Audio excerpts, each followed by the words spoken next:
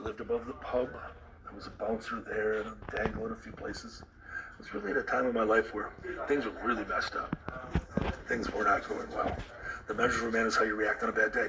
Yeah. And for me, I gravitated towards the YMCA, where Mike Morgan, Bubba, 565 bench, 765 squat, 805 deadlift. Mm-hmm. Bob Lowry, 242-pound world or state champion, pretty big lifter. A lot of good guys. I snuck in the back door of the YMCA. They left a wedge there for me. I couldn't afford to pay. All of a sudden, the wedge was gone one day, and I went to the front and walked up the stairs, kind of timid and shy, sneaking in. The guy at the front desk said, "Hi, Bill. Welcome to the Y. Want a towel?" I was gifted a membership in the middle 70s, which was really strange.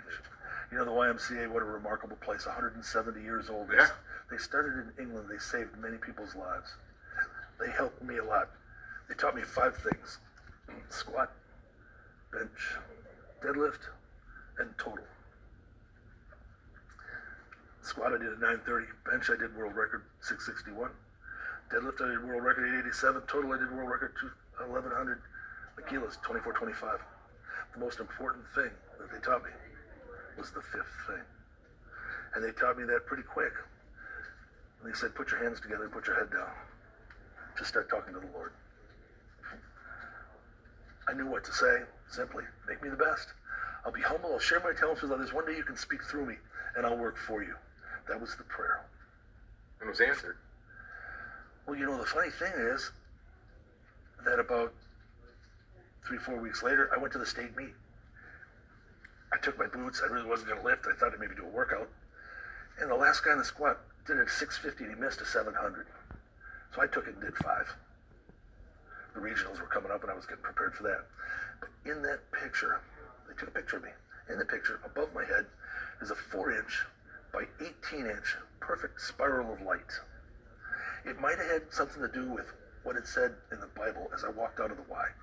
I read down the Psalms. It said, "I waited patiently, O Lord, for you to hear my cries. You reached down and pulled me out of a miry pit. You put my feet onto a rock and established my goings. You put a new song into my heart, even praise unto the Lord. Many will see, will fear, will trust in the Lord." Well, my promise was, make me the best. I'll share with others. I'll be humble. 27 schools in 3 days, 10 schools in 1 day, offering a message of hope and inspiration for young people to dare to dream and shoot for the stars and soar with the eagles, hang out with the condors and stay away from the chickens and turkeys.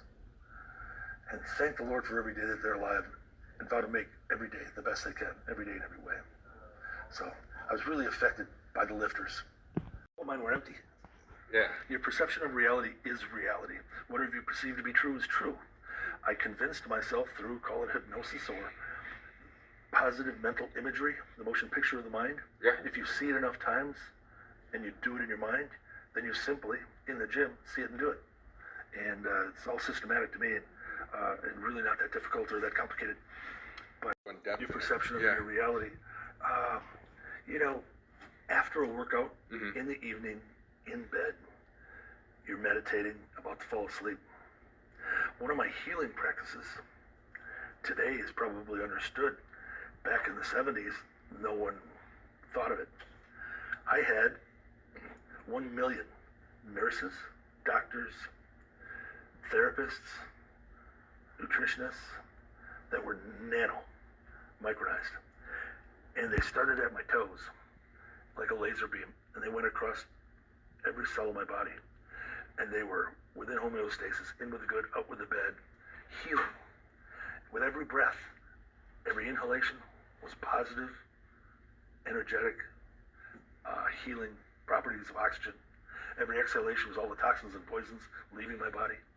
As it came up through my chest and up to my head, I convinced myself that I was going to have the best night's sleep of my life. That when I woke in the morning, even though I did these horrific workouts of 50, 60 sets, that my body was going to be completely healed. And I got to the top of my head and fell asleep.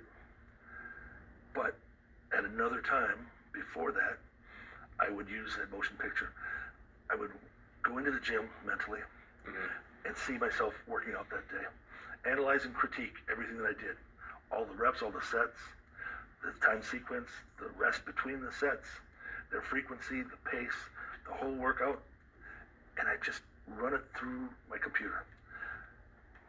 Categorize, analyze, ABC 1, 2, 3, and I had a place and an understanding for just about a comprehension for everything that went on. Even the prep before each one of them, the breathing, the psych, the synapses, the snap, the acceleration, how every set felt, and I'd kind of categorize, put that away for another day. But I'd gain an understanding, comprehension from that workout of where I am, because you set a goal. It's conceive, believe, and achieve. Pick a goal, short-term or long. Develop a plan to get to the goal. Believe in the plan, believe in the goal, believe in yourself. Believe that he wants you to do it. And with that understanding, I would then play the motion picture of the next day. The lifts I was going to do, the weights I was going to use, the pace, frequency, the psych. I'd try to smell the smells of the gym. I'd hear the sounds. I'd see the sights, the other people within the gym. Because vivid as all get out. Just like it was happening. Yeah. Again and again and again. You know, you can prep and say, well, I'm getting ready for my 12 weeks.